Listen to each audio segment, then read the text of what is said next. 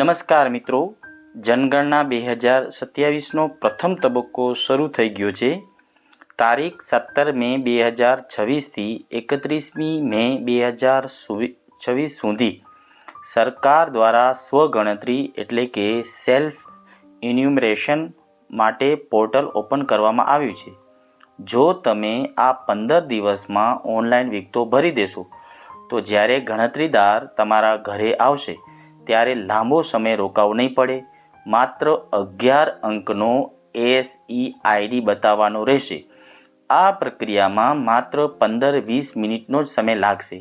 તો ચાલો આપણે સ્ટેપ બાય સ્ટેપ જોઈએ કે આ ફોર્મ કેવી રીતે ભરવું. આ ફોર્મ તમે લેપટોપ કે ડેસ્કટોપમાં ભરો તો વધુ હિતાવહ છે. અહીં સ્ટેપ નંબર 1 છે પોર્ટલ ઓપન કરો. સૌથી પહેલાં તમારે અધિકૃત પોર્ટલ એમાં se.census.government એટલે કે gov.in પર જવાનું રહેશે. અહીં તમારું રાજ્ય કે સંઘ પ્રદેશ પસંદ કરવાનું રહેશે અને આપેલ કેપ્ચા કોડ સાવચેતીપૂર્વક બોક્સમાં ટાઈપ કરીને આગળ વધવાનું રહેશે. તો અહીં તમે સ્ક્રીન જોઈ શકો છો. આ લોગિન પોર્ટલ છે.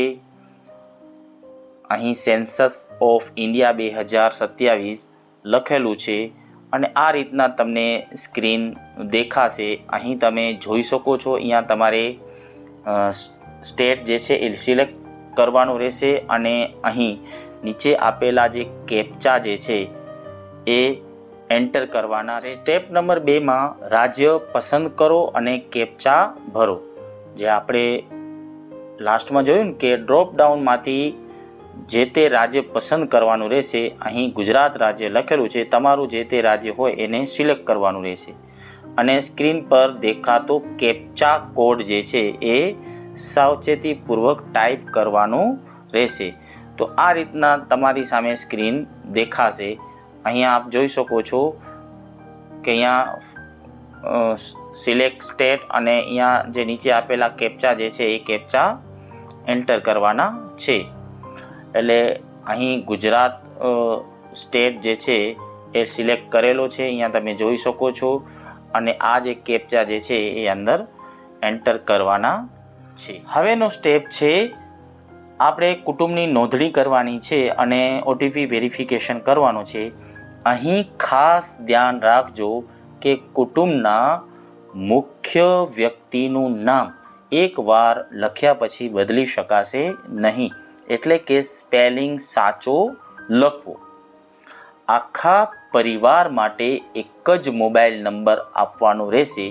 ત્યારબાદ તમારી અનુકૂળ ભાષા, દાખલા તરીકે ગુજરાતી હોય અથવા અંગ્રેજી હોય એ પસંદ કરવાની રહેશે, જે પછીથી બદલી શકાશે નહીં. તમારા મોબાઈલ પર આવેલો OTP અહીં દાખલ કરી અને વેરિફિકેશન પૂરું કરવાનું છે. યાદ રાખો, આ OTP કોઈની પણ સાથે શેર કરવાનો નથી. તો અહીં જોઈ શકો છો કે ઉપરના જે સ્ટેપ આપણે સમજ્યા ને એનો ઇન્ટરફેસ આ રીતના હશે. અહીં તમે જોઈ શકો છો. અહીં ગુજરાત રાજ્ય પસંદ કરેલું છે. અહીં બોક્સ આપેલું છે જેમાં લખ્યું છે enter the name of head of the family. પછી મોબાઈલ નંબર એન્ટર કરવાના છે અથવા અહીંયા ઈમેલ ID પણ તમે નાખી શકો છો, પણ જે ઓપ્શનલ છે. આ બધું ભર્યા પછી તમારે એક મેસેજ આવશે. જે મેસેજ આ ટાઈપનો હશે, અહીં તમે સ્ક્રીન પર જોઈ શકો છો. તો આ ટાઈપનો મેસેજ હશે જેની અંદર OTP આવેલા હશે. OTP એન્ટર કરવાના છે અને પછી OTP એન્ટર થયા પછી ઓકે અહીં આપી દેવાનું છે. આ રીતના તમે નીચે પણ સ્ક્રીન ઉપર જોઈ શકો છો. અહીં OTP જોઈ શકો છો. અહીંયા OTP આપણે એન્ટર કરી દીધેલા છે અને પછી વેરીફાઈ OTP ઉપર ક્લિક કરી દેવાનું છે. મિત્રો, સ્ટેપ નંબર 4 ની અંદર રહેઠાણના સ્થળની વિગતો જે છે એ આપણે બતાવવાની છે. અહીં આપ જોઈ શકો છો કે ચોથા સ્ટેપમાં તમારે તમારા રહેઠાણની વિગતો કેવી રીતે ભરશો. તો અહીં તમારો જિલ્લો, ગામ, શહેર, સોસાયટી, વિસ્તાર કે નજીકનું કોઈ જાણીતું સ્થળ એટલે કે લેન્ડમાર્ક હોય એ લખવાનું છે. અને આ સ્ટેપ ખૂબ જ મહત્ત્વનું છે. બરાબર, તમારે પિનકોડ પણ એની અંદર એન્ટર કરવાના છે. બરાબર, પછી તમારી સામે એક સ્ક્રીન ઉપર એક નકશો જે છે એ તમને દેખાશે. બરાબર, આ નકશામાં આપેલા લાલ કલરના માર્કરને તમારે ખેંચી અને બરાબર તમારા ઘરના લોકેશન ઉપર સેટ કરવાનું રહેશે. આનાથી શું થશે કે આનાથી ગણતરીના બ્લોક એટલે કે HLBની ફાળવણી એકદમ સચોટ થશે. વિગતો ચકાસીને સેવ એન્ડ નેક્સ્ટ ઉપર તમારે ક્લિક કરવાની રહેશે. ઉપરના જે આપણે સ્ટેપ સમજ્યા એનું ઇન્ટરફેસ આ રીતના તમને દેખાશે.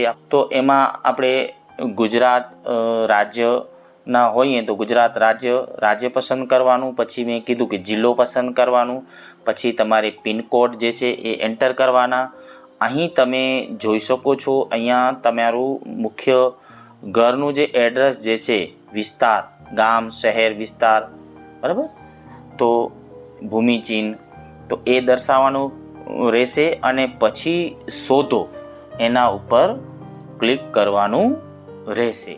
આપણે સ્ટેપમાં જોયું કે સ્ક્રીન ઉપર નકશો દેખાશે. તો આ ટાઈપના તમને સ્ક્રીન ઉપર નકશો દેખાશે. અને આ નકશામાં આપેલા લાલ કલરના, અહીંયા તમે જોઈ શકો છો, લાલ કલરના માર્કરને ખેંચીને બરાબર તમારા ઘરના લોકેશન ઉપર સેટ કરવાનું છે. જે રીતના અહીંયા નમૂનો આપેલો છે આ રીતના આપણે સેટ કર્યું છે. અહીંયા તમને અક્ષાંશ અને રેખાંશ તમારા ઘરનું એ પણ દેખાશે, અહીંયા લખેલું હશે. મિત્રો, હવે પાંચમા સ્ટેપમાં તમારી સામે મકાન અને ઘર વખરીને લગતી એક પ્રશ્નાવલી આવશે. જેવી પ્રશ્નાવલી ગણતરીદારો પૂછતા હોય છે. જો કોઈ પ્રશ્નમાં સમજ ન પડે તો બાજુમાં આપેલી નોટ્સ FAQs ની મદદ તમે લઈ શકો છો. આ વસ્તુને આપણે આ પ્રશ્નાવલી કેવી હશે એને આપણે પ્રેક્ટિકલી રીતે જોઈએ. જનગણના ઘરની વિગતો જે છે આ પ્રમાણેની હશે. અહીં આપ જોઈ શકો છો, જનગણના ઘરમાં ભોયતળિયામાં વપરાયેલી મુખ્ય સામગ્રી કઈ, તો અહીં તમે સિલેક્ટ કરી શકો છો. મેં એક્ઝામ્પલ રીતે ફ્લોર ટાઇલ્સ મોઝેક એ સિલેક્ટ કરી છે. જનગણના ઘરની દિવાલમાં વપરાયેલી મુખ્ય સામગ્રી, તો અહીં એક્ઝામ્પલ 4 મેં લખ્યું છે પાકી ઈંટ. તમે તમારી રીતે કોઈ પણ તમને જે લાગુ પડતું હોય એ લખી શકો છો. પછીનો પ્રશ્ન છે જનગણના ઘરની છતમાં વપરાયેલ મુખ્ય સામગ્રી, તો અહીં ઓપ્શન આપેલા છે. તમને જે લાગુ પડતું હોય એ ઓપ્શન સિલેક્ટ કરવાનું છે. મેં અહીં એક્ઝામ્પલ 4 માટે કોન્ક્રીટ પસંદ કરેલી છે. આ જનગણના ઘરની સ્થિતિ કેવી છે, સારી છે, રહેવા લાયક કે ખંડિયેર હાલતનું છે, તો અહીં એક્ઝામ્પલ 4 સારી સિલેક્ટ કરેલી છે. આ રીતના પ્રશ્નો આવે એટલે સેવ કરી અને આગળ વધવાનું છે. અને પછીના પ્રશ્નો તમારી સામે ડિસ્પ્લે થશે. પછી અહીં કુટુંબના મુખ્ય માણસ સંબંધિત વિગતો આ રીતના હશે.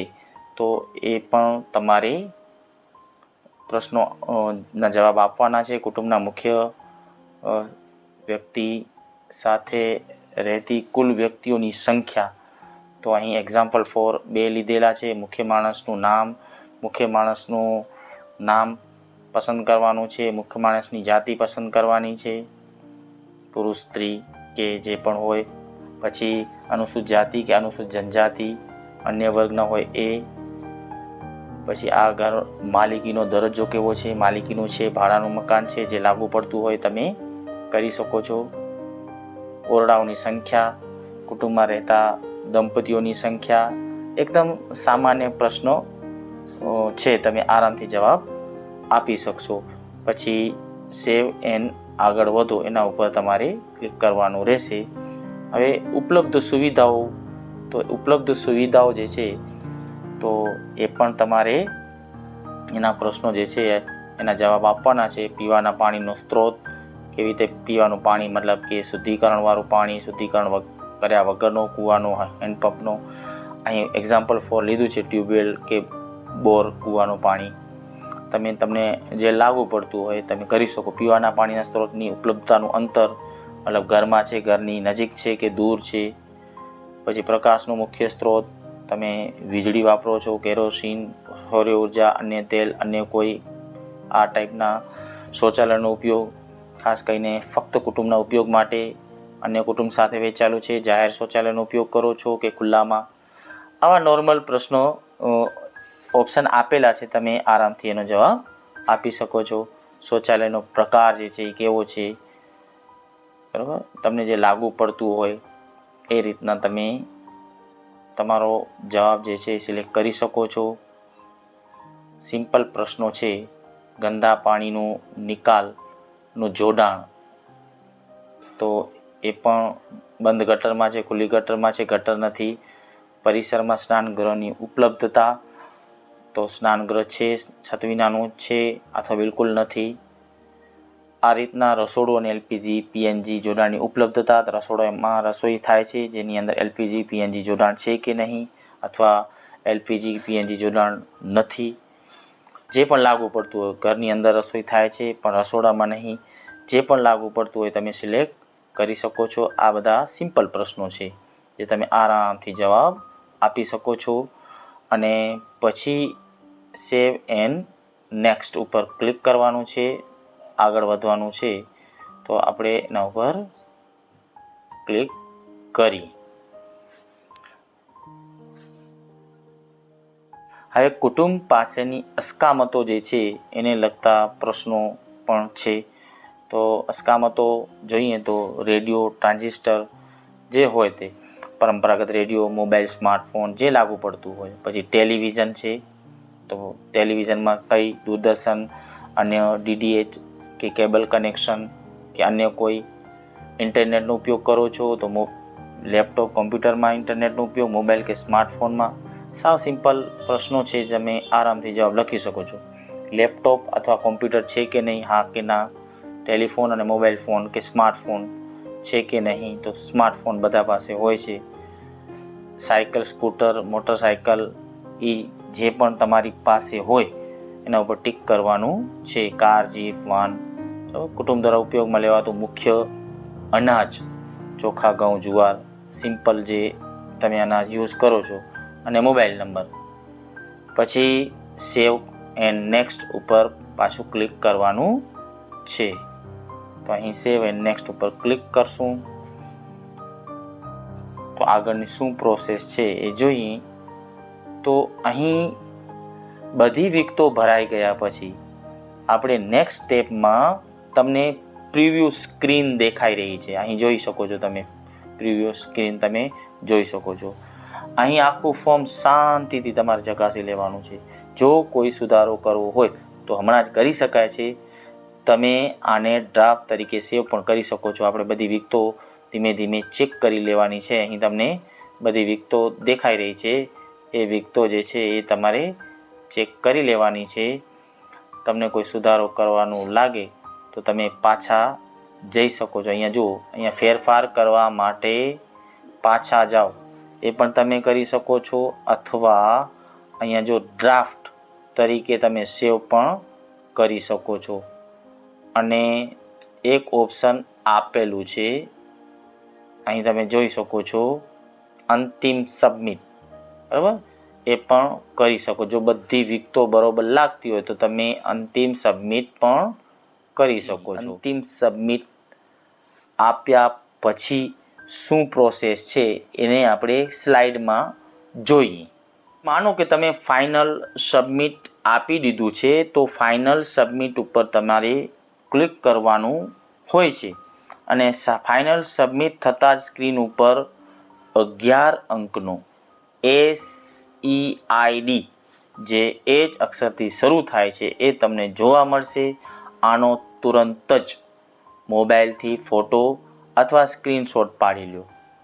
આ આઈડી તમને SMS અને ઈમેલ દ્વારા પણ મળી જશે. છેલ્લું સ્ટેપ ફિલ્ડ વેરિફિકેશન માટેનું છે. જ્યારે પણ ગણતરીદાર તમારા ઘરે મુલાકાતે આવે ત્યારે તમારે તેમને માત્ર 11 અંકનો SEID બતાવવાનો રહેશે.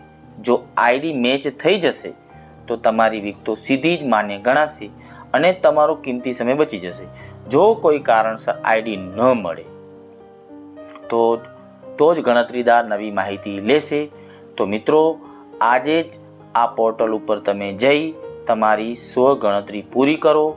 આ માહિતી ખૂબ જ ઉપયોગી છે, તેથી તમારા મિત્રો, સગા સંબંધીઓ અને વોટ્સએપ ગ્રુપમાં વધુમાં વધુ શેર કરો, જેથી દરેકનો સમય અને શક્તિ બચે.